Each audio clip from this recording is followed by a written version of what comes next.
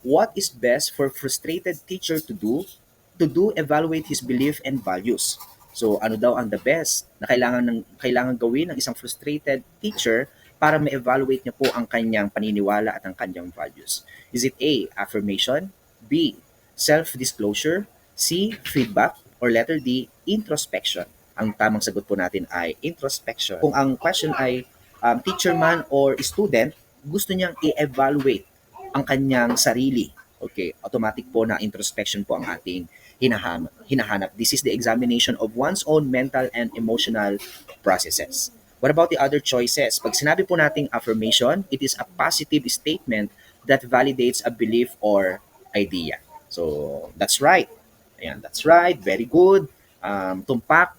Yan po ay pagpapakita ng affirmation. Pag sinabi naman po nating self-disclosure, it is the process of intentionally revealing personal information about oneself to one another person or group. So you are willing to open up yourself and reveal something about yourself. That's self-disclosure. And feedback, it is helpful information or criticism that is given to someone. So bilang mga kaguro, kailangan po natin ng feedback para mas lalo po tayo matuto and tayo po ay lifelong learners din, kagaya ng ating mga estudyante.